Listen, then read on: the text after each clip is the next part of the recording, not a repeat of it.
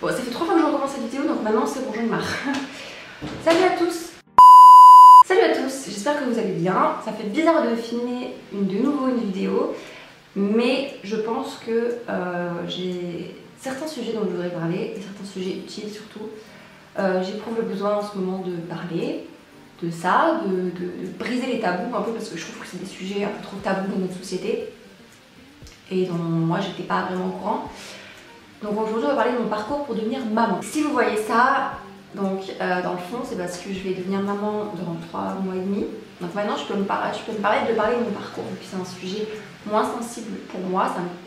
Évidemment ça me touche, mais ça me touche moins que si j'étais toujours dans les essais bébés que je ramais à tomber enceinte. Donc moi j'ai préparé mon petit chocolat chaud et c'est parti. Donc tout d'abord il faut savoir que ça fait 2 ans, ouais ben ça va faire 2 ans qu'on est avec mon chéri ensemble.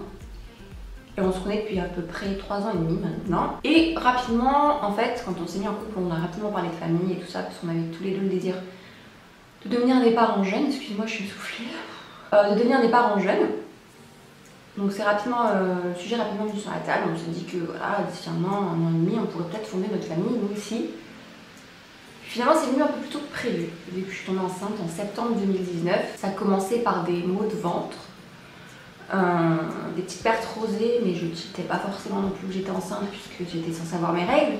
Donc pour moi c'était le début de mes règles en fait. Et j'étais très fatiguée, vraiment c'était une catastrophe. Je dormais 15 heures par nuit, c'était horrible, vraiment épuisant. Et donc au bout de 5 jours de pertes rosées, je me suis dit tiens je vais quand même faire un test de grossesse parce que j'ai toujours pas mes règles véritables et ça m'inquiète.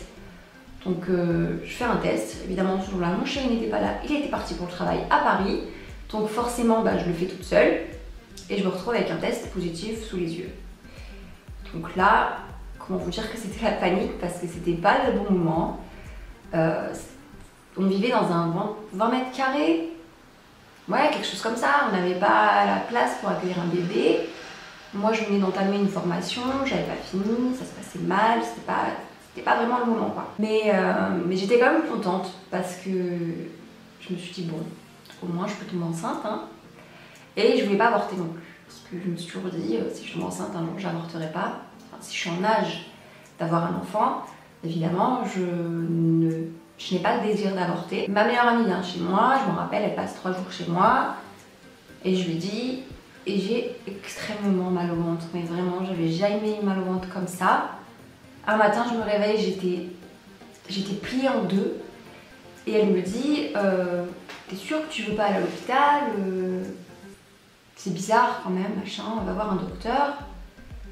Et en fait, je crois que je voulais juste pas qu'on me dise, qu'on m'annonce de mauvaises nouvelles. Je voulais juste pas qu'on me dise que c'était pas bon, qu'il y avait un souci. Et donc, au début, je voulais pas, mais bon, il a bien fallu se résigner à y aller. Hein. La gynécologue me fait une échographie, la gynécologue des urgences me fait une échographie et ne voit rien. Donc moi, j'ai pas tilté, forcément, non plus. Je me suis dit bon, elle voit rien, c'est que c'est trop tôt quoi.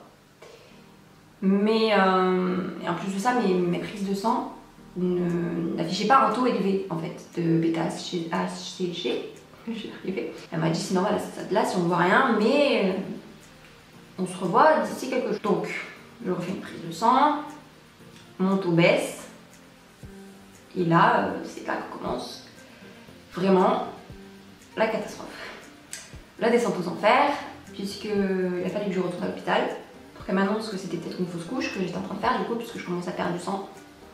Après ça, j'étais en train de faire une fausse couche.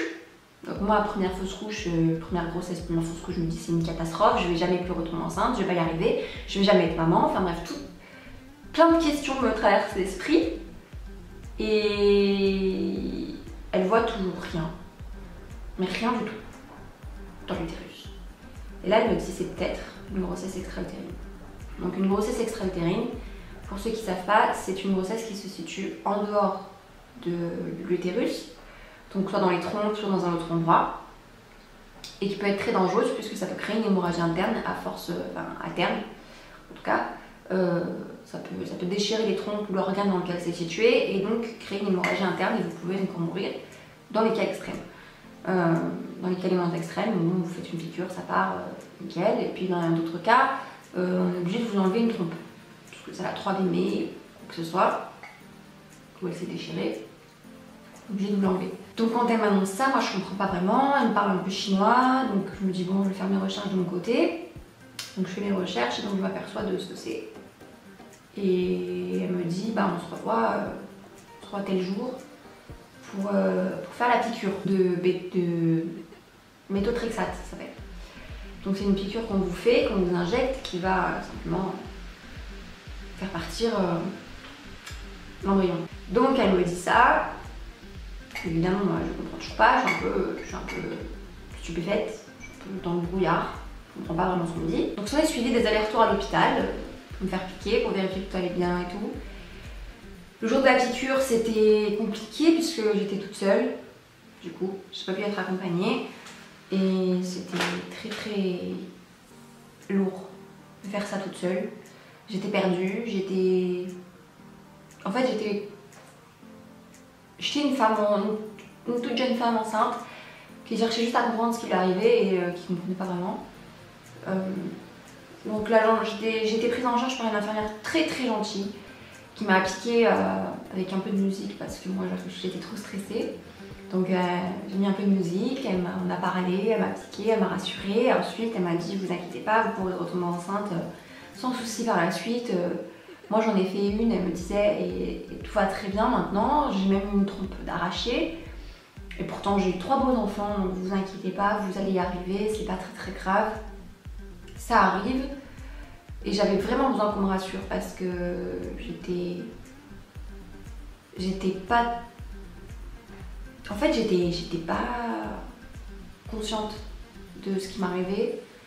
Et j'avais très peur que je puisse plus retomber enceinte. Donc forcément j'avais besoin de me sentir rassurée. Donc les effets secondaires de la piqûre, c'est que vous êtes très fatigué, mais vraiment épuisé. Moi je suis rentrée, j'étais KO. Il a fallu m'assurer que quelqu'un soit avec moi au moins pour le soir. Parce que pour le retour en voiture, elle m'a dit bon le médicament ne fera pas effet de suite, donc vous pouvez rentrer en voiture, vous n'habitez pas très loin en plus. Vous pouvez rentrer en voiture, mais ce soir ne conduisez pas, vous allez être très fatigué. Donc vraiment, j'étais fatiguée. Donc c'est mon chéri qui a conduit. Ensuite on a déménagé. Donc j'ai rien pu faire au final du déménagement parce que j'étais trop KO. Mais vraiment j'ai fait le minimum en fait. J'étais KO. Et encore, mes parents ont été très gentils puisqu'ils m'ont installé directement le lit et je me suis couchée en fait. Pendant qu'ils faisaient le déménagement, je me suis couchée dans le lit et j'ai dormi. C'était une catastrophe. J'ai dormi toute l'après-midi et le soir j'étais tellement mal que j'ai pas pu bouger non plus je crois. Enfin bref voilà. Une fois ça fait, vous faites des prises de sang tous les 2 jours pour vérifier que votre taux redescend bien et une fois qu'il est négatif, c'est bon, il n'y a plus rien. Donc contrôlez quand même, hein. Moi j'ai pas contrôlé mais il faut quand même le contrôler. Et il faut savoir que les essais bébés, vous ne pouvez pas les reprendre avant 6 mois du coup. Puisque le médicament peut créer des malformations chez le bébé si vous reprenez les essais bébés trop rapidement, ce que j'ai pas fait puisque je tombe enceinte accidentellement en janvier 2020. Malheureusement ça s'est encore fini en fausse couche, mais bon j'ai pas vraiment le temps de réaliser sur le coup, ça s'est tellement fait rapidement que j'ai pas eu le temps de réaliser. Et ensuite en février 2020 je suis retombée enceinte et cette fois j'ai pu entendre le cœur du bébé et j'ai fait ma fausse couche au bout de 9 semaines aménorrhées je crois, donc c'est pas grand chose, le bébé n'est pas encore formé, mais quand vous avez entendu le cœur du bébé c'est très compliqué après de vous remettre de ça. En plus c'était pendant le confinement donc j'ai fait que radoter et enfin j'ai fait que me renfermer sur ma tristesse et c'était pas très bien, j'ai traversé une très mauvaise passe pendant le confinement, c'était une catastrophe. Et en fait j'ai mis du temps à m'en remettre, à pouvoir en parler parce que quand vous avez tellement envie d'être maman, que vous réussissez à tomber enceinte, vous vous dites ouais c'est trop bien et au final ben ça fonctionne pas. Vous avez l'impression que vos rêves s'envolent en fait. Moi c'est vraiment l'impression que j'ai eu. Donc j'ai vu tout ça s'envoler, j'ai pas voulu reprendre les essais bébés directement même si mon chéri voulait les reprendre. Finalement ça s'est fait petit à petit, une fois que je me suis mieux sentie, on a relancé les essais. Et là je suis tombée enceinte en mai 2020 du coup. Je vous raconterai le premier trimestre dans une autre vidéo puisque je suis passée par des phases pas très jolies vu que j'ai fait plusieurs fausses couches. J'ai passé mon premier trimestre à avoir peur en fait. Tout ça pour dire, faut pas perdre espoir. Je sais que c'est compliqué à entendre, je sais que c'est trop facile à dire. Moi ça me frustrait quand j'étais en période de tristesse, en période de dépression suite à mes fausses couches.